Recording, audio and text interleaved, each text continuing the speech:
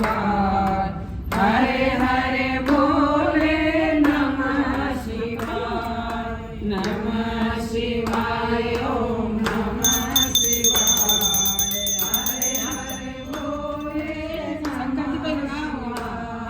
नमः शिवाय, ओम नमः शिवाय, हरे हरे बोले नमः शिवाय, गंगाधराय शिव गंगाधराय, हरे हरे बोले नमः शिवाय, नमः शिवाय, ओम नमः शिवाय, हरे हरे बोले नमः शिवाय, नमः शिवाय, ओम नमः शिवाय, हरे हरे बोले नमः शिवाय, नमः शिवाय, ओम नमः शिवाय, हरे हरे बोले नमः शिवाय, नमः शिवाय, ओम नमः शिवाय,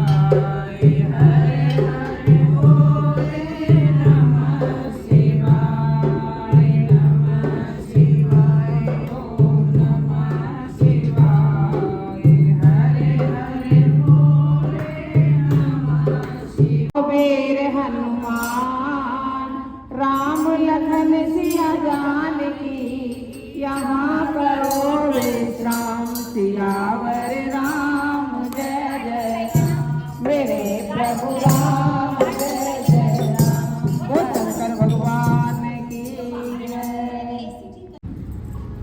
18वां अध्याय। भगवान श्री सदाशिव कुबेर को वरदान देकर जब अपने लोक में वापस पहुंचे तो विचार करने लगे कि मनुष्य की भलाई के लिए क्या काम करें। उन्होंने निर्णय किया कि मित्र बनकर उनके पास रहें, किंतु वहाँ मैं किस रूप से निवास करूं? यदि मैं अपना ब्रह्ममयी शरीर त्याग कर किसी अन्य शरीर में निवास करूं तो कुबेर दोनों शरीरों में भेद और द्वेष भाव समझने लगेंगे। अतः मुझे अपनी इसी नाम और शक्ति से वहां जाकर निवास करना चाहिए। मैं तथा शिवा ने अभी तक कोई अवतार धारण नहीं किया। अब हम दोनों स्वयं वहां चलकर योग का साधन करेंगे। उसी स्थान से शिवा भी अवतार धारण करेगी और संसार के नियमानुसार मेरी पत्नी होगी। ऐसा विचार करके वहां से चलने का निश्चय करके श्री शंकर जी ने अपना डमरू बजाया। डमरू के शब्द से तीनों लोकों में झनकार हो उठी। उस शब्द को सुनते ही त्रिलोकीवासी आश्चर्य में पड़कर उस ओर चल पड़े। भगवान श्री विष्णु गरुड़ पर और हंस पर चढ़कर चला और सनकादि मुनि सिद्धि देवता वेद धर्म सांप इत्यादि चारों तरफ से चल पड़े। भगवान श्री सदाशिव के वह गण जो हर समय नशे में धुत रहते थे सभी उन्हीं की ओर चल पड़े। चलने वालों के मन में नाना प्रकार के विचार उठ रहे थे। कोई सोचता था कि भगवान श्री सदाशिव के दर्शन होंगे। इस तरह सोचकर सब लोग श्री शंकर जी की शरण में पहुँचे और उनको दंडवत करके हाथ जोड़कर उनके सन्मुख खड़े हो गए। भगवान श्री सदाशिव ने भगवान श्री विष्णु का हाथ पकड़कर अपनी दाईं ओर बिठाया और मुझे श्री ब्रह्मा जी को अपनी बाईं ओर बिठाया। इसके पश्चात उन्होंने अपने के साथ भगवान श्री विष्णु उठ खड़े हुए और 33 करोड़ देवताओं के साथ देवराज इंद्र भी उठ खड़े हुए। 11 रुद्र, 12 सूर्य, 8 विश्व, 13 देव, 27 नक्षत्र, 12 सत भक्ति, 64 योगिनी, 49 पवन, 10 दिग्पाल, विद्याधर, यज्ञ, गंधर्व, किन्नर, अप्सरा, रिद्धि सिद्धि, भूत पिशाच, बास्की, तक्षक, सर्प, नागराज, मेष, जगमाता गायत्री, गरुड़ पर पर्वत, 7 समुद्र, 6 ऋतु, काल, यम, यज्ञ, नदियां, नद और वनवासी इत्यादि भी चल दिए। नारद, अब सेना के विषय में सुनो। कर्ण नामक गण के साथ 1 करोड़ सेना, के नामक गण के साथ 10 करोड़ की सेना, विकृत नामकरण के साथ 8 करोड़ की सेना, प्रियातक के साथ 9 करोड़, विष्टानन के साथ भी 9 करोड़, जलिक के साथ 12 करोड़, दुंदुभी के साथ 14 कुंदक, 10 सहस्त्र सेना का नायक कंपन 8 करोड़ सेना के साथ, विष्टर की 8 करोड़ के साथ, इसके अतिरिक्त ननपति सनाद अपनी 10-10 करोड़ सेना के साथ, कंडीगढ़ 12 करोड़ सेना के साथ, महाकाल 100 करोड़, काल 100 करोड़, अग्नि सहस्त्र, रवि, शतक, कुकल, अमोद इत्यादि के साथ 1-1 करोड़, कामपद और संतान के साथ 60-60 करोड़, तीन पुरंग, पूर्ण, भद्र और नीम के साथ 9 करोड़, चित्रक के साथ 7 करोड़, विजयी काष्ठा के साथ 9 करोड़, विरुद्ध बास और परम युग के साथ असंख्य सेना थी। इसके अतिरिक्त और भी बहुत से सेनापति थे। शिव गणों में तास्य, केतु, श्री दंत, पंचदूत, भयानक, लंकेश, सबर्तक और भृंगी आदि उनके साथ 1,000 भूत लिए हुए थे और इस करोड़ भूत और भी थे। लाघात, दैत्यादि, दीप और आसन देवताओं के परम प्रिय एक ही रूप वाले 64,000 थे। भद्र रूप के असंख्य गढ़ थे। उसके ललाट पर चंद्रमा, सिर पर जटा विराजमान थी। गौरव वर्ण, विशाल नेत्र, स्वांग भस्म लपेटे, सब भूषणों से भूषित, सर्वांग सुंदर, मस्तक पर त्रिपुंड लगाए हुए थे। उनके शरीर का प्रकाश करोड़ों सूर्य के समान था। उनको देखकर मैं श्री विष्णु भी आश्चर्य में पड़ गए। भगवान श्री शंकर जी की विशाल सेना को देखकर चारों तरफ जय जयकार होने लगी। तब भगवान श्री शंकर नंदी पर सवार हो गए।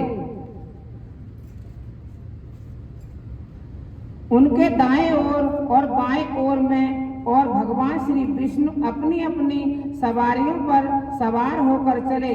ऐरावत हाथी पर सवार होकर इंद्र तथा अन्य देवगण भी अपनी अपनी सवारियों पर चढ़कर उनके साथ चले। चारों ओर आनंद ही आनंद था। श्री शंकर जी सभी का ध्यान रखते हुए चलने लगे। मार्ग में सब स्थानों पर श्री शंकर जी का पूजन होता था और उन्हें तरह तरह की भेंट मिलती थी। चलते चलते जब सब लोग अलकपुरी के समीप पहुँचे, तब श्री कुबेर जी साज बाज सहित भगवान श्री शंकर जी का स्वागत करने के लिए यथाविधि अतिथियों का सत्कार करने तथा भोजन की व्यवस्था करने के लिए अपनी पुरी को गए और यथा योग्य प्रबंध करके वापस आए और भोजन इत्यादि करवाने के पश्चात उनका यथाविध पूजन किया और उसके चरणों में गिर गए।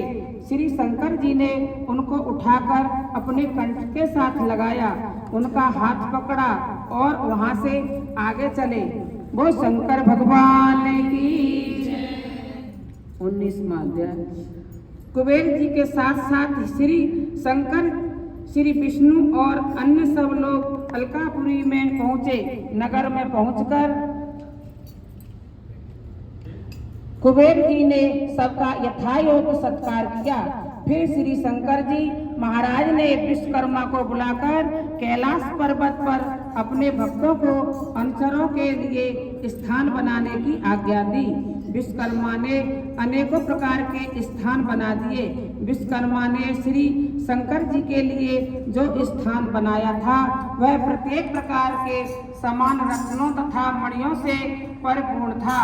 वहाँ की भूमि नील मणि से बनी हुई और मूंगे के खंभे लगाए थे। दीवारें सुंदर थी और शुद्ध स्वर्ण की बनी हुई थी। कुंदन के समान चमक रही थी। उनके दरवाजे संगमरमर के बने हुए थे। भवन के मध्य में श्री शंकर जी भगवान के बैठने के लिए जो स्थान बनाया गया था वह रत्नों से सजाया गया था। जब भवन बनकर तैयार हो गया तो विश्वकर्मा ने श्री शंकर जी के पास जाकर कहा, भगवान आज्ञा के अनुसार स्थान तैयार हो गया है, अब मुझे आज्ञा है।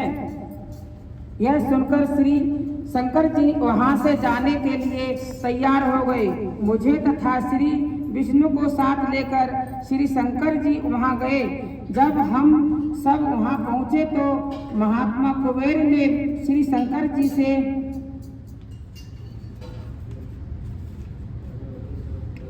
कहा, प्रभु हम सब लोगों की इच्छा है यहाँ पर आपका यथावत तिलक करें। कृपालु श्री शंकर जी ने श्री कुबेर जी की प्रार्थना को स्वीकार कर लिया। इससे हम सबको बड़ा सुख प्राप्त हुआ।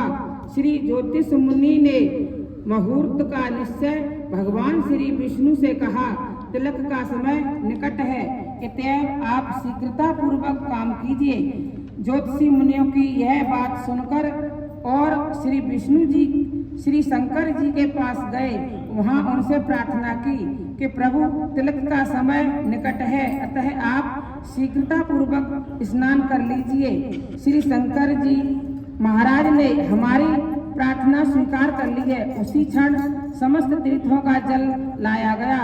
मैंने तथा श्री विष्णु ने श्री शंकर जी को मल कर स्नान करवाया और वस्त्र आभूषण पहनाकर रत्न जड़ित सुंदर सिंहासन पर बिठाया। वेद ध्वन आरंभ हुई, घंटा शंख और दुंदुभी बजने लगी, अप्सराएं नृत्य करने लगी। सभी आनंद में मस्त हो गए। सबने यथाविध भगवान का पूजन किया और उन्हें नाना प्रकार की भेंट दी गई, नाना प्रकार की दान दक्षिणा दी गई। उससे पहले महात्मा कुबेर ने भगवान सदाशिव का पूजन किया। उसके पश्चात विष्णु तथा उनके पार्षदों ने, फिर ऋषि मंडल ने। उस समय चारों तरफ से धन्य धन्य का शब्द गूंज उठा। कोई नृत्य कर रहा था, कोई गा रहा था, कोई स्तुति कर रहा था। वो शंकर भगवान की जय। नमः शिवाय ओम नमः